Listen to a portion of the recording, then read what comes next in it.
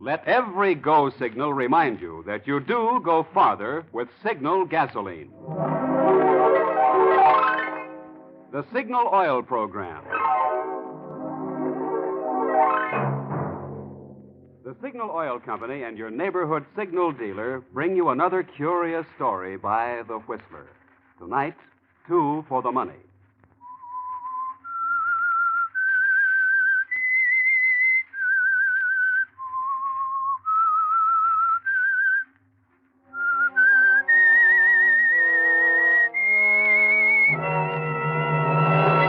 I am the Whistler, and I know many things, for I walk by night. I know many strange tales, many secrets hidden in the hearts of men and women who have stepped into the shadows. Presently I'll tell you of nameless terrors of which they dare not speak.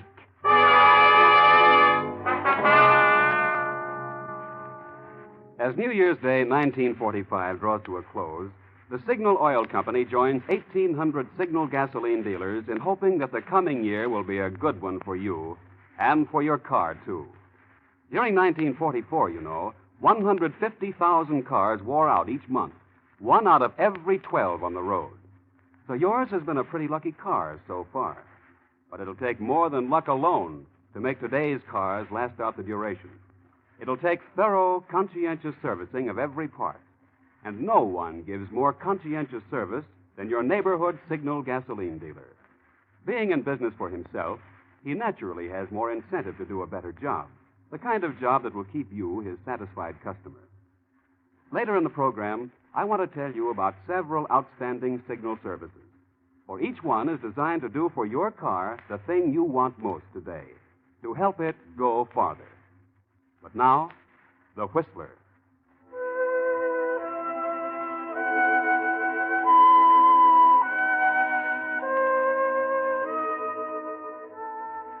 It's strange, isn't it, how a man can live his life through several decades, simply, quietly, in peaceful obscurity, and suddenly, through one small incident, find his world turned into chaos. For instance, there was Tom Barlow, who lived with his wife Ellen in the small seacoast village of Marblehead, and whose whole life had been spent as a lowly driver of the town carryall, combination taxi, delivery truck, and tow car. To everyone in Marblehead, he was just old Tom, until that night a few months ago. A raining, stormy night it was, with a feeling in the air of foreboding, if you were particularly sensitive. And the man who came to Tom, just as he was getting ready to go home to dinner with Ellen and Judy, his daughter, wanted to be driven out to Guilford Inlet. It was no pleasant trip on a night like that, lonely, miserable. But a fare was a fare, and Tom started out. Halfway there, they had to cross the inlet, and Tom was just beginning to worry about whether or not the bridge might be washed out. Driver? Driver? Yes, sir. Is that the Guilford Bridge ahead? Yes, sir, that's it. Lucky for us, it's still there. You sure picked a night to come out to this godforsaken neck of the woods. When you get to the bridge, stop. Stop? What I said, stop. Mister, there's no need to stop. It's 8 miles yet to the inlet. Stop when you get to the bridge. Okay, mister, whatever you say.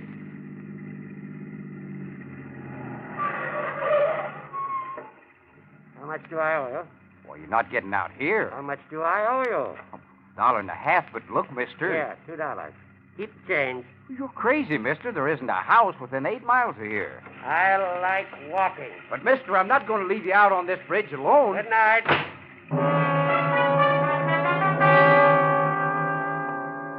Well, Tom, that's a queer thing, isn't it? Strange fellow. Never did get a good look at his face. He kept it muffled up in his scarf, his hat pulled down low. You've half a mind to run after him, but in 10 seconds he's disappeared into the blackness, and you drive back to town wondering, trying to make up your mind whether you should tell somebody about him or not. Then, when you're putting up the cab for the night and you happen to glance in the back, your mind is made up for you.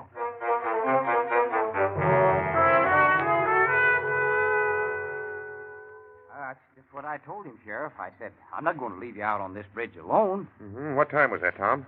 Oh, about 2 hours ago, 9 o'clock. Uh-huh. I tried to argue with him, Sheriff, but he just wouldn't listen. Okay, what happened then? Well, then I came on back to the garage, and when I was cleaning out the back of my cab, I found this package. Package? What package? This package right here, what I came to see you about. Here, look for yourself. Cash, $25,000. I thought I'd better turn it in quick. Well, I'll be... Hey, Tom, listen. Huh? You left this man on Guilford Bridge 2 hours ago? Yeah, that's right. 9 o'clock. Sure was a queer bird, Sheriff. Had a muffler over half of his face. Could hardly hear him talk. I said to Hey, him... Sergeant, get out the car. Get 5 men. We're going to Guilford Bridge.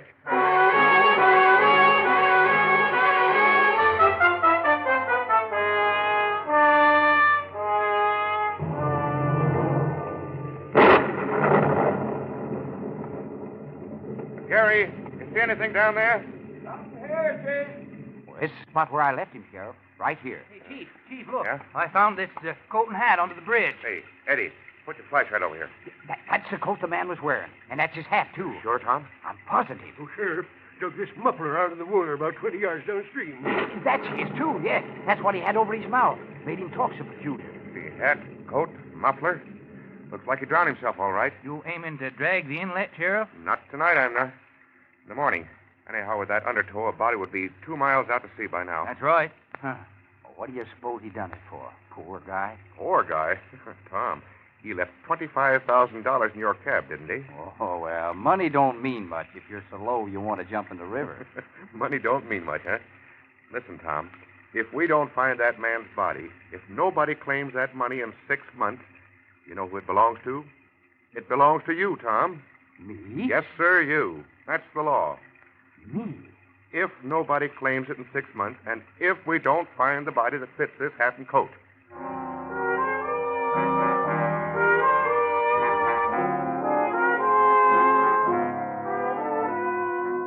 Well, Tom, that's quite a stroke of luck, isn't it? Imagine $25,000. More than you've ever dreamed of. And it's yours. Almost.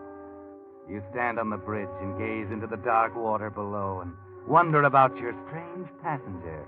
But perhaps you wouldn't wonder if you could see something happening at a lonely house 8 miles away at Guilford Inlet.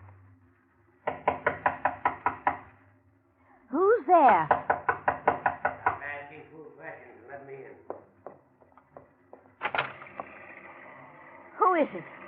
Well, Mrs. Wilmey, so you don't recognize me.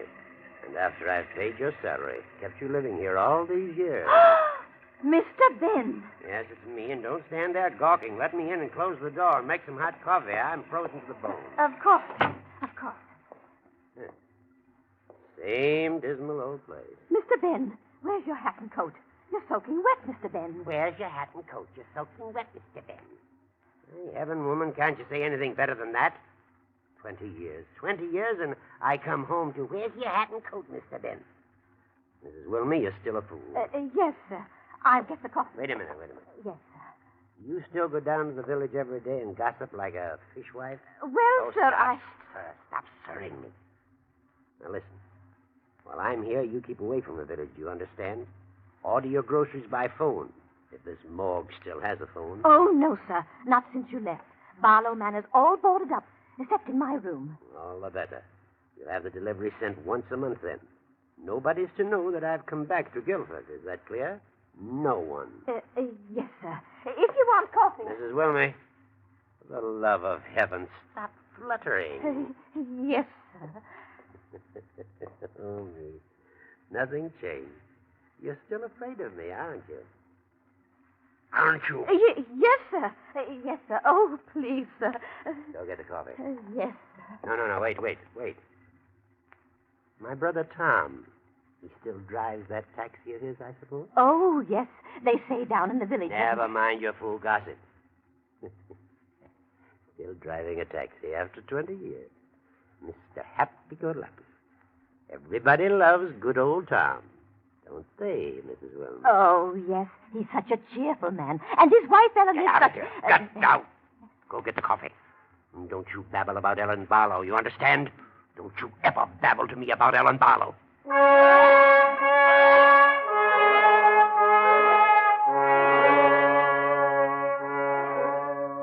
Yes, Yes, Tom Barlow, if you could see that scene, and your brother Ben sitting in the old family house in Guilford Inlet, perhaps you wouldn't wonder so about the stranger's disappearance. But you don't see that, and so to you and your wife, Ellen, it's like a dream. Oh, Ellen, it's like a dream. $25,000. Why, we're going to be rich. Tom, put me down. Put me down. Oh, we are, Ellen. We are. Even the sheriff thinks so. Oh, we ought to go out and do the town. Well, we'll have plenty of time for that, Tom Barlow, after 6 months.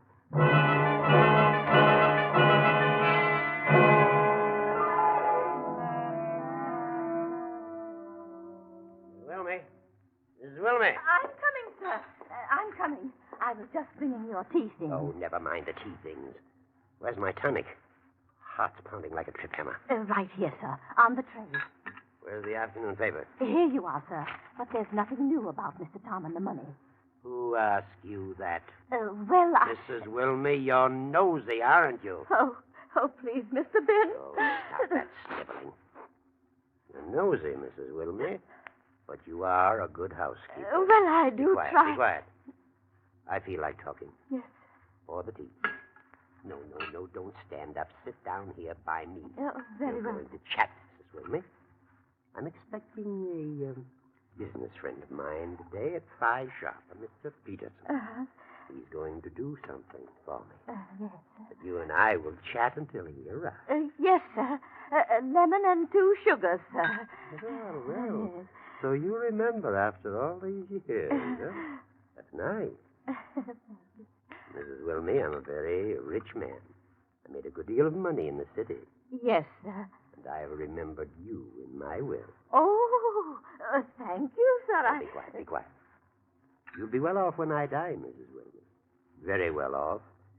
That's why I think you'll keep your mouth closed about lots of things. Oh, I never I feel like talking.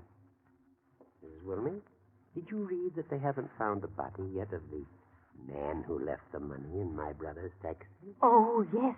They've been dragging the inlet for weeks, sir. They can drag for years.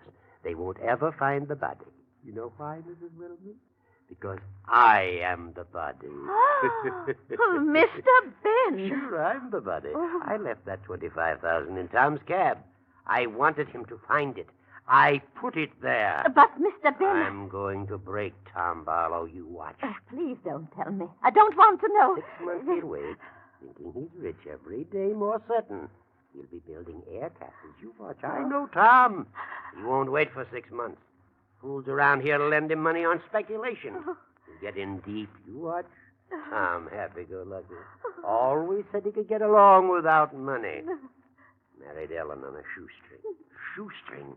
And I could have given her everything. I could have given her clothes, a house in the city. You mustn't tell me. Please don't. Mr. Happy-go-lucky. I can just hear him now. Money isn't everything. Money only causes trouble. Married Ellen on a shoestring. Well, this time he'll find out what money can do.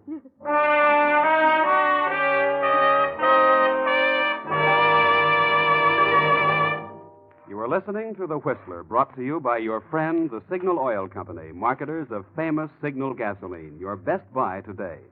Remember to let every go signal remind you do go farther with Signal gasoline.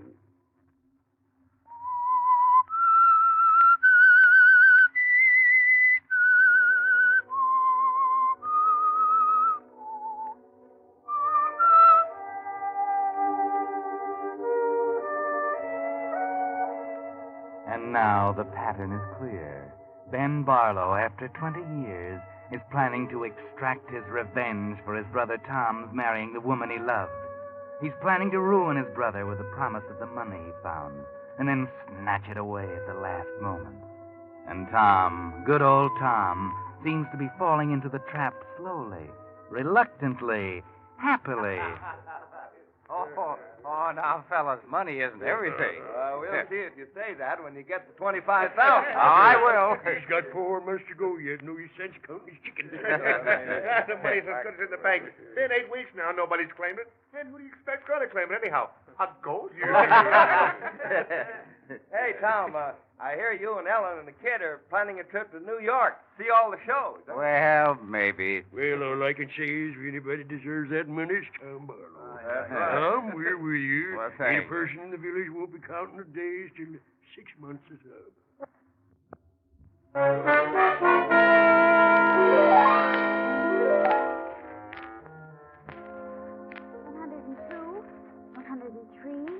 104. Judy, are you doing your homework? 105, 106, 107.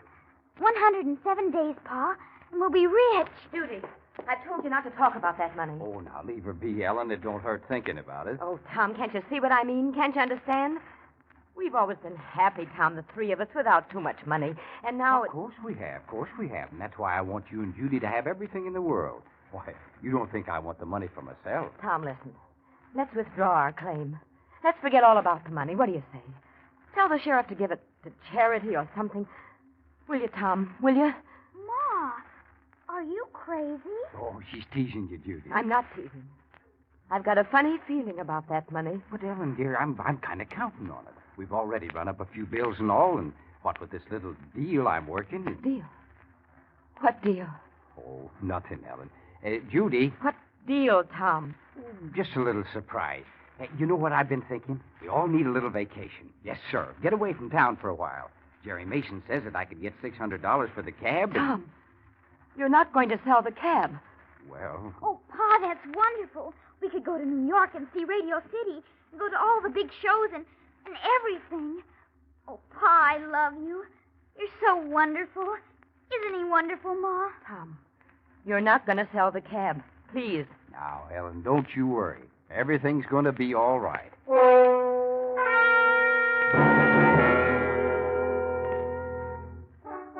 Yes, everything's going to be all right now, isn't it, Tom?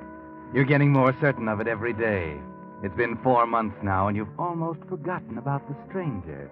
But he hasn't forgotten about you, Tom. So look at Mrs. Wilmer. Yes, Good. And now what about this man Peterson? Well, sir, Mr. Peterson said that everything was going the way you wanted, sir. That's fine. Good man, Peterson. Real good man. What else? What, sir? What else? Well, sir, Come on, out with it. there's talk around that Mr. Tom and For the love of heaven, woman. Will you go on? you told me never to mention Mrs. Barlow's name, sir. What about Mrs. Barlow? She and Mr. Tom aren't getting along so well. Good. So they're not getting along, huh? Now, isn't that too bad? Money isn't everything. You watch Mrs. Wilmey. He'll probably mortgage the house next. Money isn't everything. You watch. I know, Tom. He'll mortgage the house. And when you find that suicide note... Suicide note? Oh, didn't I tell you, Mrs. Wilmey? You're going to discover a suicide note in Guilford Inlet. And you're going to bring it straight to Sheriff Tompkins.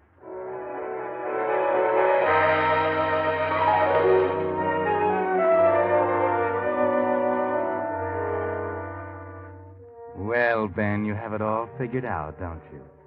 And it's working out just as you expected. Because when the sheriff tells Tom Barlow about the suicide note that was found at the bridge, you react just as your brother expected. But, Ellen, there's no need to worry now. With that suicide note found, the money's practically in our hands. I told you it was just as good as ours. But, Tom, why did you have to go put a mortgage on this house? No, you don't understand, dear. I needed the money now for that deal that I was working on. So why wait till the 6 months is up and lose out on a great opportunity? But, Tom, how can you spend money like this before you get it? But I'm not spending it, Ellen. I'm investing it for our future and Judy's. Why, Mr. Peterson told me we'd be set up for life.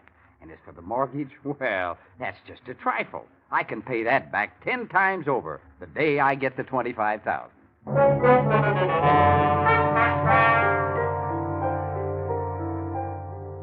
The day you get the $25,000, Tom.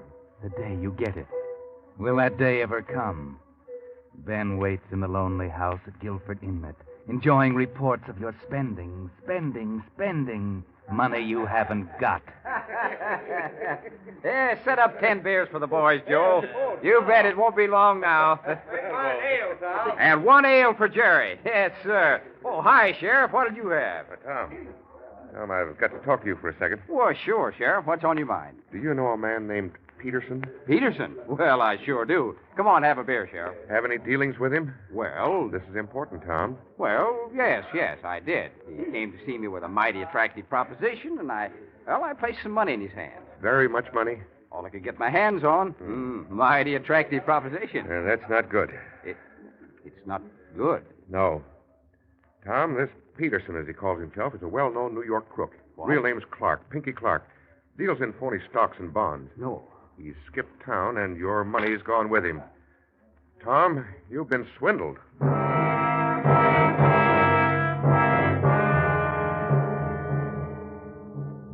So, Tom, now you know. The first blow has fallen. All your great dreams of wealth and affluence gone in an instant. You were smart, weren't you, Tom? Very smart. Tom, why did you do it? I was so smart, Ellen. I was going to be rich and to be a big businessman. Can you imagine me? I wanted to make you proud to be Mrs. Tom Barlow. Oh. Yes, I wanted you to walk down the street and have people point you out and say, "Look, there goes Ellen Barlow." Oh, Tom. Guess I never meant to be anything but Tom, the taxi driver. You're right, Ellen. All along you were right. We should have withdrawn our claim like you said. Money's brought us nothing but trouble. Tom, how much do you owe the bank? 18,000. 18,000. Oh, Tom. Tom, we've just got to get that 25,000 now. We've just got to.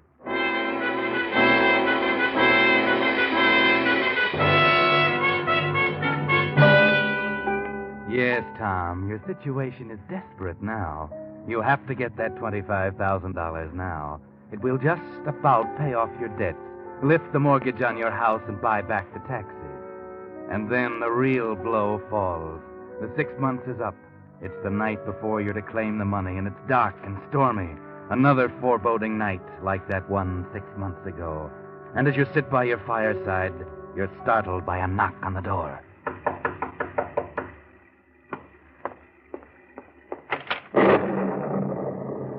Yes?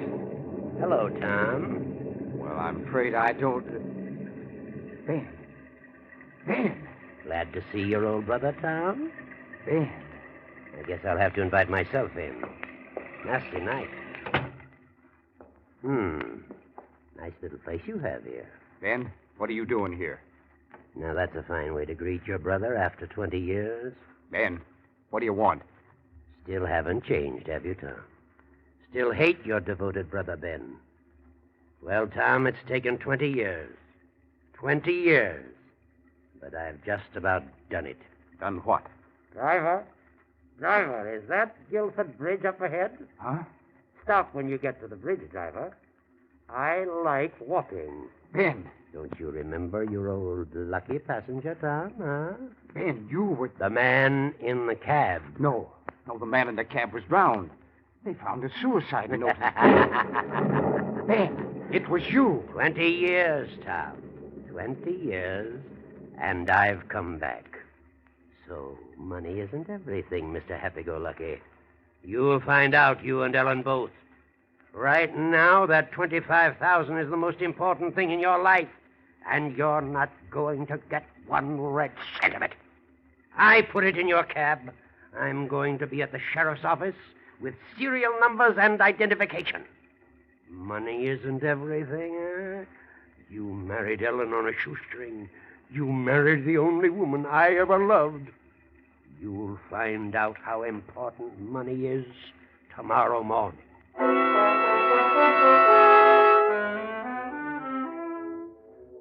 Now you know the whole plot, Tom.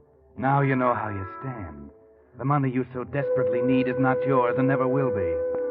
No need even to go down to the sheriff's office tomorrow morning, because Ben will be there ahead of you. Unless, what if Ben didn't show up? What if Ben couldn't show up? Who would know but you?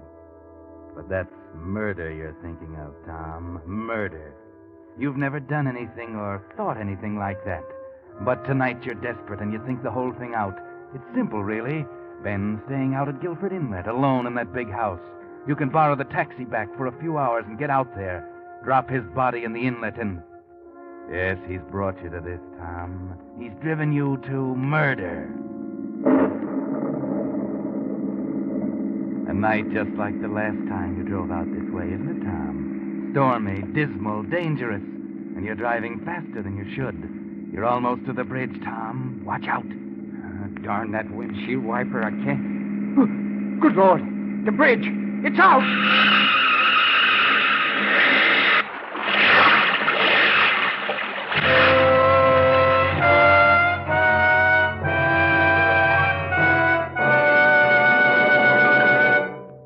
The Whistler will bring you the ending to our story in just a moment. Meantime, here are just a few of the signal services that are helping today's cars go farther. When your Signal gasoline dealer lubricates your car, he uses the famous Signal Safety Chart, on which the maker of your car shows every lubrication point and the exact lubricant it should have. And your Signal dealer checks every point against the safety chart, not just once, but twice, so not a single part can be missed. The Signal 4-star oil he puts in your motor is solvent refined to give you a pure paraffin-based oil that reduces carbon and sludge and protects every motor part with a tough, long-lasting film that resists heat and wear. His regular battery and tire checking service help you get extra months of wear. Should you need a new battery, his heavy-duty Signal Deluxe batteries are guaranteed up to 2 years. And his retread jobs, using only the finest material, help you get more miles out of every tire. In those and a dozen other ways, Signal dealers are helping today's cars go farther. You couldn't close New Year's Day with a better resolution than to get acquainted with your neighborhood Signal gasoline dealer soon. And now, back to the Whistler.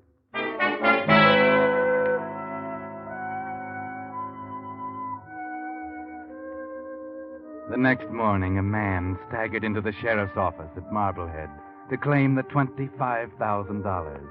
He was battered and bleeding and drenched to the skin, but he was alive and able to take the money and go home to his wife, Ellen.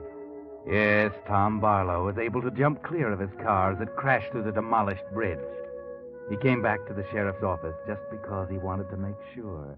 And he was considerably surprised when Ben didn't show up. He found out later why. Because when they pulled his wrecked taxi out of the inlet under Guilford Bridge, they found a body close by in the debris-choked water. Ben Barlow. Ben Barlow, driving the other way in the early dawn to claim the money and complete his revenge, hadn't seen that the bridge was down either until it was too late.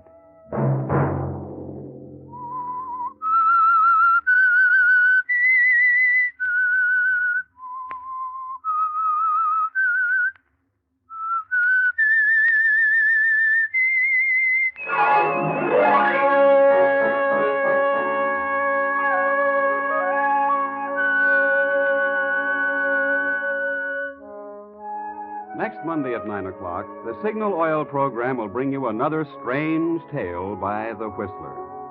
The Whistler is brought to you by the Signal Oil Company, marketers of Signal's famous Go Farther gasoline and motor oil, and by your neighborhood Signal Oil dealer who is at your service daily to keep your car running for the duration. The Signal Oil program, produced by George W. Allen, with story by Louis Pelletier and Jacques Anson Fink, and music by Wilbur Hatch, is transmitted to our troops overseas by the Armed Forces Radio Service. Bob Anderson speaking for your friend, the Signal Oil Company, and suggesting once again that you let every go signal remind you that you do go farther with Signal gasoline. This is CBS, the Columbia Broadcasting System.